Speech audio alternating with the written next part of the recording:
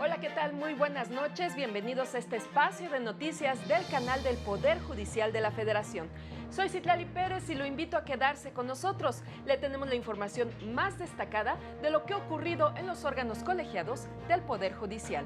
Hoy es martes 6 de junio de 2023. Comenzamos.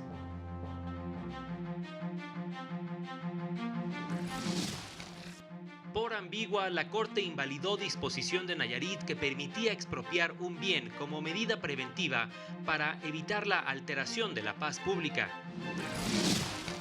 Las salas de la Corte revisarán asuntos de telecomunicaciones y la segunda parte de las reformas político-electorales.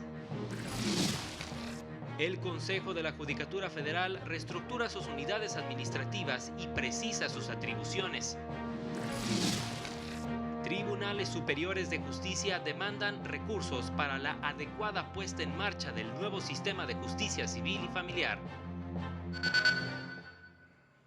En su sesión de este martes, el Pleno de la Corte resolvió asuntos que involucran derechos de personas con discapacidad en los estados de Nayarit y Coahuila.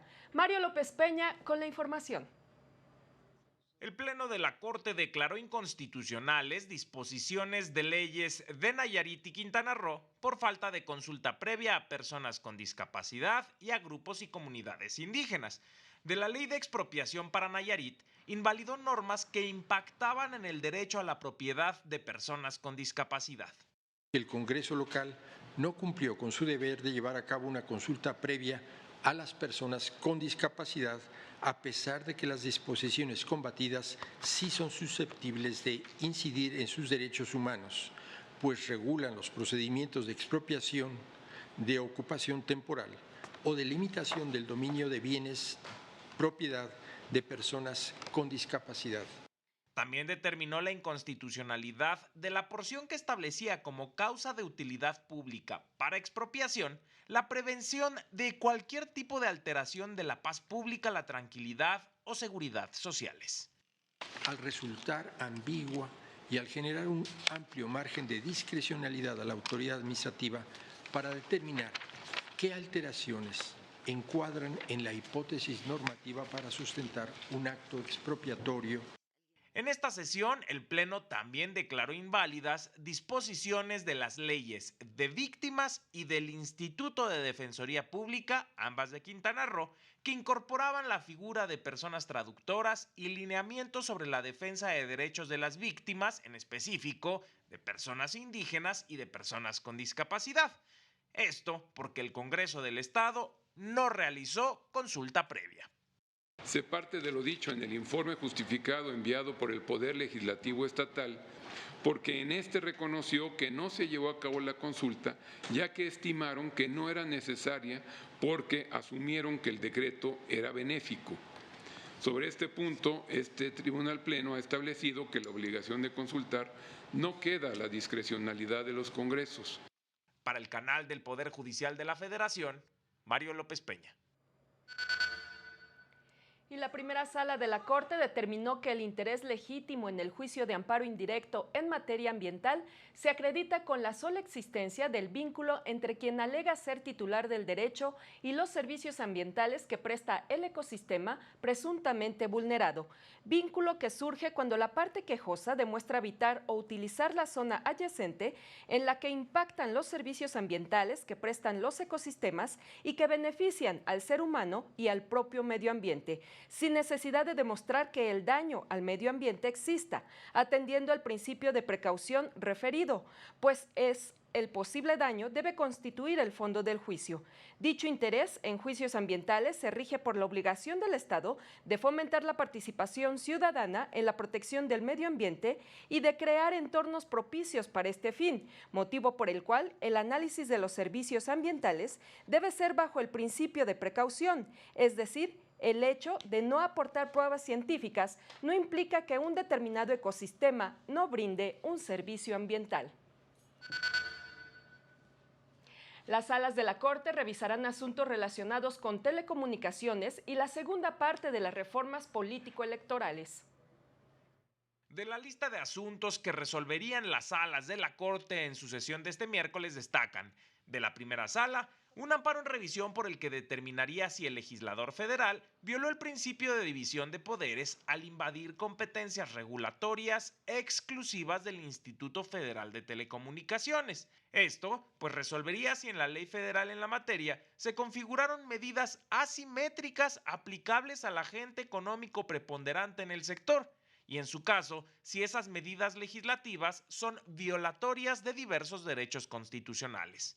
De la segunda sala están diversos recursos de reclamación contra la admisión de la controversia constitucional 261 de 2023, promovida por el Instituto Nacional Electoral en contra del decreto por el que fueron reformadas la Ley General de Instituciones y Procedimientos Electorales, la Ley General de Partidos Políticos, la Ley Orgánica del Poder Judicial de la Federación y por el que se expidió la nueva Ley General de los Medios de Impugnación en materia electoral.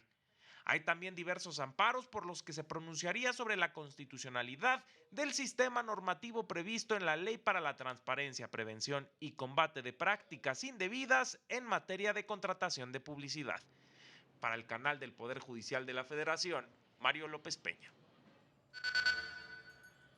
Y el Consejo de la Judicatura Federal dio a conocer el acuerdo del Pleno que reforma, adiciona y deroga disposiciones relacionadas con la reestructuración de las áreas administrativas incorporadas a la Secretaría General de la Presidencia, entre las que se encuentran la Coordinación General de Planeación Institucional, las unidades para la consolidación del nuevo sistema de justicia penal y para la implementación de la reforma en justicia laboral, la Unidad de Prevención y Combate a la Violencia Laboral y al Acoso Sexual, entre otras. Las modificaciones precisan los requisitos que deben cumplir las o los titulares de las distintas coordinaciones y unidades, así como las tareas que deben desempeñar para el adecuado funcionamiento del Consejo de la Judicatura Federal. En el caso de la Unidad de Prevención y Combate a la Violencia Laboral y al Acoso Sexual, además de orientar a las víctimas en la presentación de quejas y acompañarlas bajo un enfoque de justicia restaurativa, llevará a cabo una encuesta anual entre todo el personal del Consejo con el fin de elaborar programas que ayuden a mejorar el entorno laboral. Y el Pleno Regional en Materia Civil de la Región Centro-Norte, con residencia en la Ciudad de México, estableció que en el juicio sobre pérdida de la patria potestad, fundado en el incumplimiento de proporcionar alimentos a un menor de edad, debe estimarse de litis abierta. Esto implica que se podrán considerar aspectos y hechos no planteados en la demanda o que se configuraron con posterioridad al inicio del juicio, siempre y cuando se respete el derecho de audiencia de la parte demandada. El órgano jurisdiccional explicó que el interés superior del menor faculta a los juzgadores para armonizar normas y principios siempre que advierta que su aplicación afectaría el pleno ejercicio de sus derechos. En estos casos, para conciliar el interés del menor con el derecho de audiencia de la parte demandada, la persona juzgadora estará obligada a hacer del conocimiento de este último la nueva causa o causas advertidas que pudieran llevar a la pérdida de patria potestad, concediéndole un término razonable para que haga valer lo que estime pertinente. Antes del corte le informamos que ya llueve en la Ciudad de México y en algunas partes del Estado de México. Tome sus precauciones. Volvemos.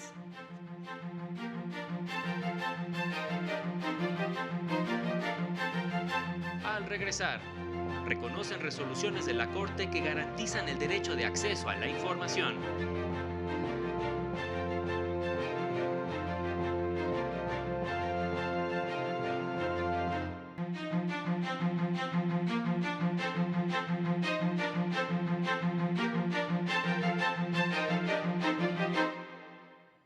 Ya estamos de regreso, gracias por continuar con nosotros y ante diputados integrantes de la Comisión Nacional de Tribunales Superiores de Justicia de la República Mexicana expusieron los obstáculos que enfrentan para poner en marcha el nuevo sistema de justicia civil y familiar.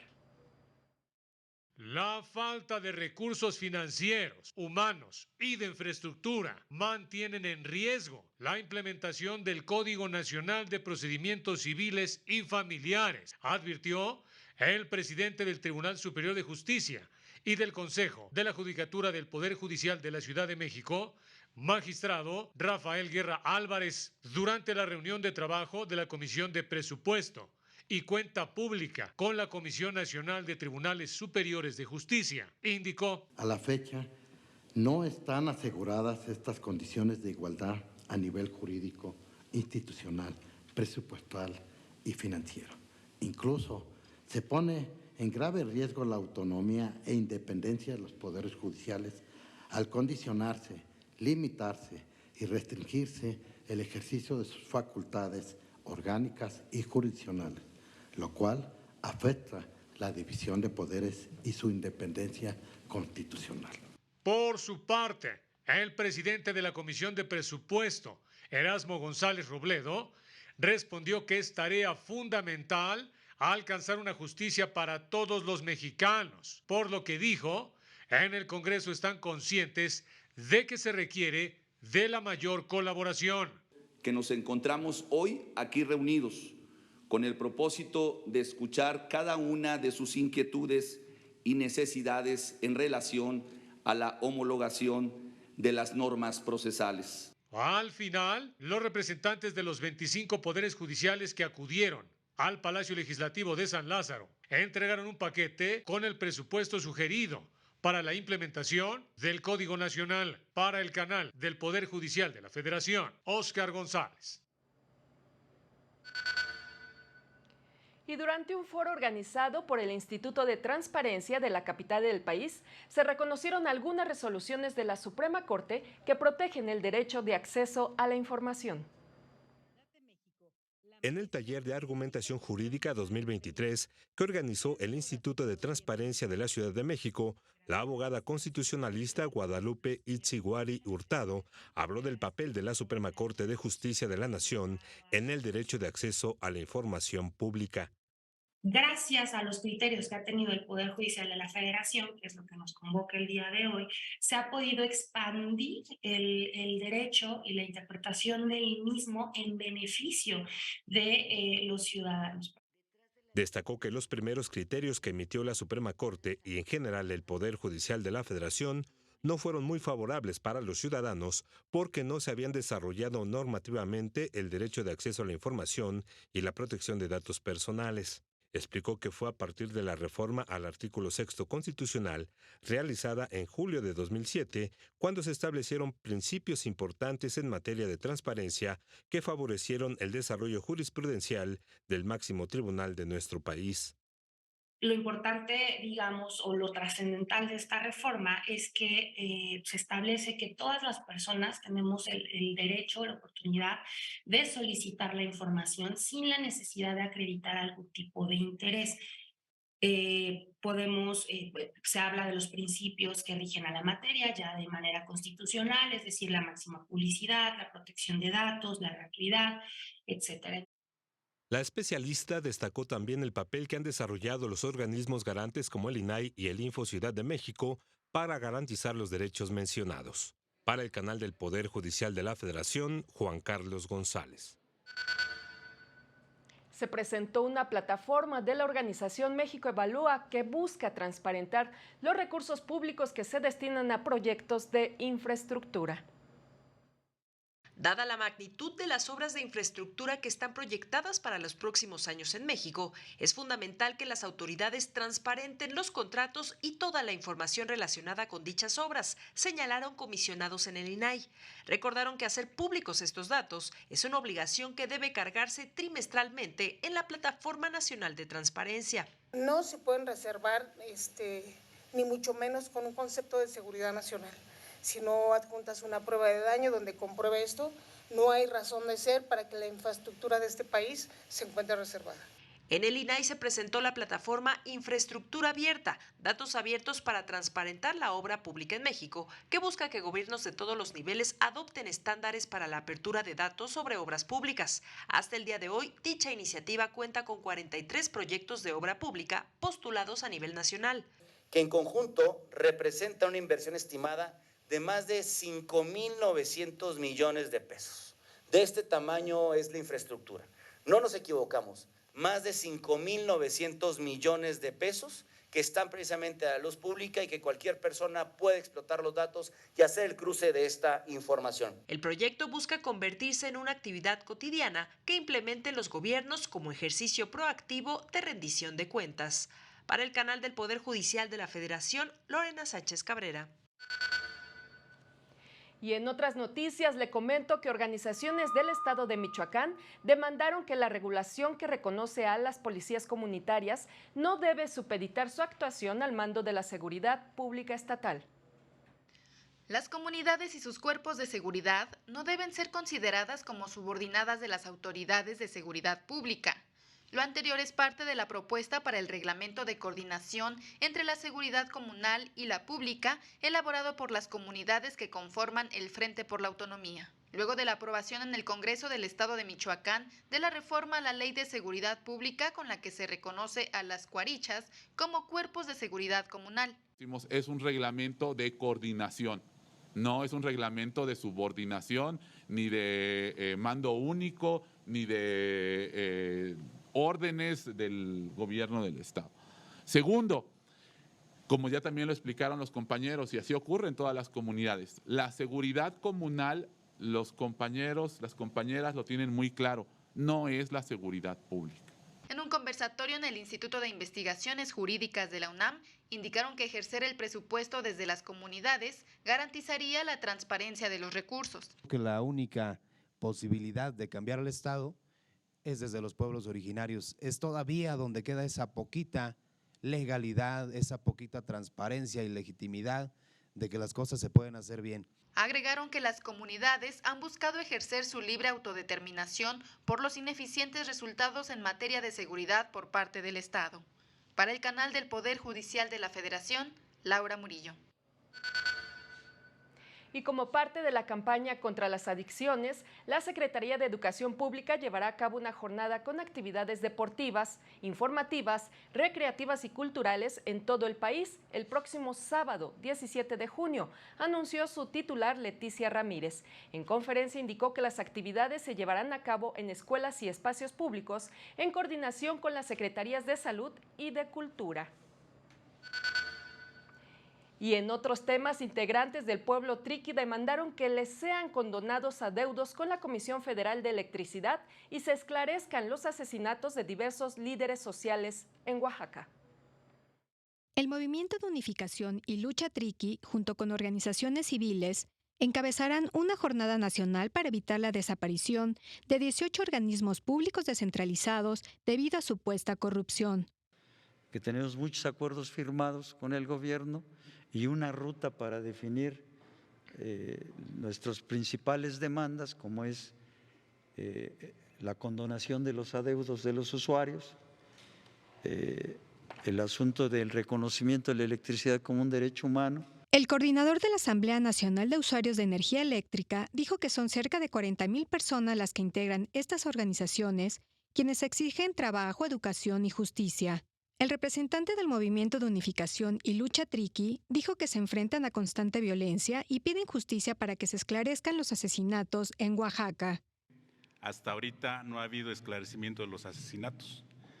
El día sábado emboscaron a un camión de Segalmex que fue a llevar víveres a los habitantes de Tierra Blanca. No ha habido ningún detenido. Para el canal del Poder Judicial de la Federación, Rosy García.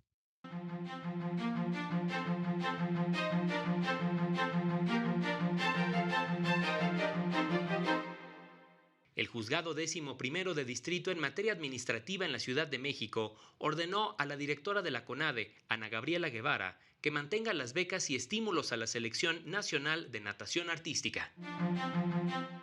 Un juez de control vinculó a proceso a Jessica N., de 18 años, por la muerte de Patsy, estudiante del Colegio de Bachilleres 2, a quien le explotó un petardo que la acusada entregó a otra persona que lo arrojó y de quien continúa su búsqueda. La Fiscalía Capitalina investiga la muerte de un trabajador del metro que cayó a la vía electrificada en la estación Oceanía de la línea B, cuando realizaba maniobras de revisión. Los familiares del occiso denuncian que el deterioro de las instalaciones ocasionó el accidente. Las vacaciones de verano para educación básica en Sinaloa iniciarán antes, el 29 de junio, debido a la ola de calor, mientras que en Coahuila será el 3 de julio para realizar el taller de formación para docentes. Para el canal del Poder Judicial de la Federación, Jesús Daza. Vamos a un corte, será muy breve, no se vaya.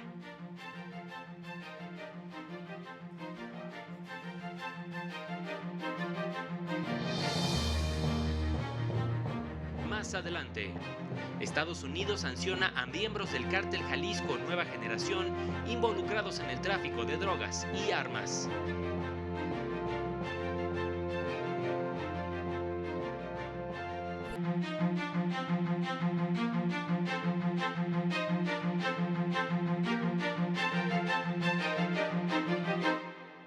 Qué bueno que continúa con nosotros y mire usted, el Departamento del Tesoro de Estados Unidos sancionó a 2 miembros del cártel Jalisco Nueva Generación involucrados en tráfico de drogas y armas de fuego de alto calibre en la Unión Americana y al robo de combustible en México.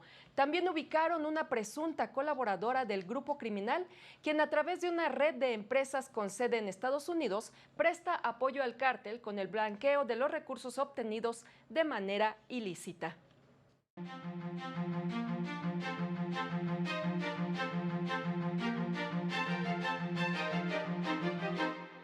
El ataque hacia una gran presa al sur de Ucrania provocó inundaciones, afectaciones al agua potable, daños ambientales y evacuaciones de al menos 20,000 personas entre el propio país y Rusia.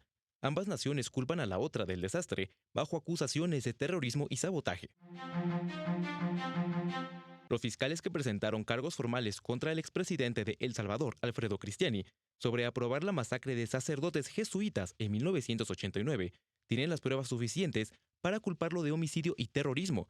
El acusado salió del país en 2021 y su paradero se desconoce. Tras 4 décadas de existencia, la organización de derechos LGBTIQ+, más grande de Estados Unidos, se declaró en estado de emergencia nacional ante los más de 525 proyectos de ley presentados y los más de 70 promulgados contra el movimiento. Lanzarán una guía digital con información legal, recursos de salud y seguridad. Durante los próximos 6 meses, 39 empresas privadas en Portugal participarán en una prueba piloto financiada por el gobierno sobre tener semanas laborales de 4 días. Se evaluará la salud física y mental, así como el impacto económico y laboral. Para el canal del Poder Judicial de la Federación, Héctor García Mejía. Y de nuevo en nuestro país, el Servicio de Administración Tributaria informó que 923 organizaciones civiles y fideicomisos autorizados para recibir donativos deducibles de impuestos no cumplieron con sus obligaciones fiscales, pues no presentaron en plazo establecido la declaración informativa para transparentar el uso de los recursos recibidos correspondientes al ejercicio fiscal 2022. No obstante, el SAT reconoció el esfuerzo y compromiso de 9,859 organizaciones que cumplieron en tiempo y forma. De acuerdo con el Código Fiscal de la Federación, el incumplimiento de esta obligación fiscal se sanciona con una multa equivalente a 102,060 pesos.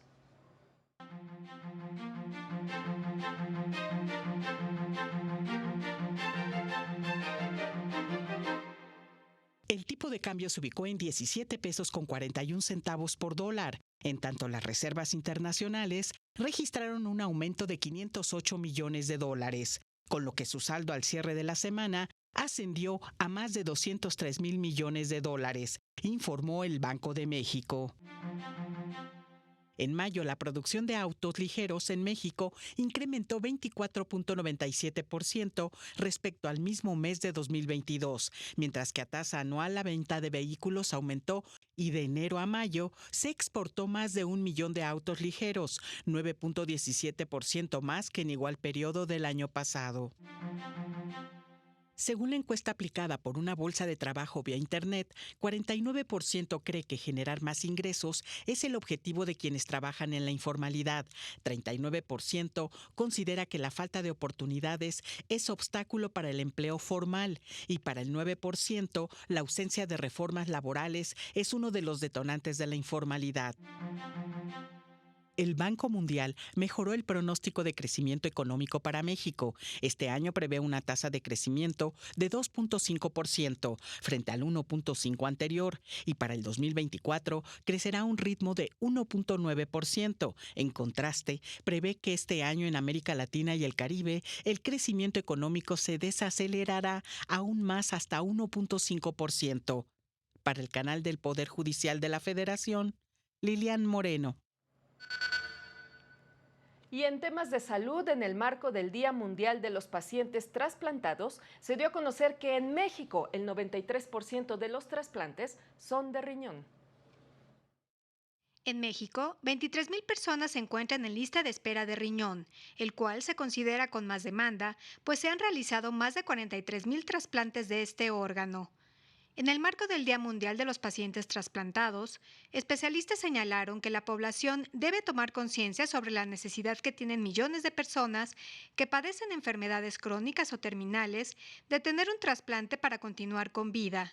Mencionaron que toda persona viva o después de fallecer puede donar órganos como corazón, hígado, intestino, páncreas, pulmón, riñón y tejidos de córneas, hueso y piel.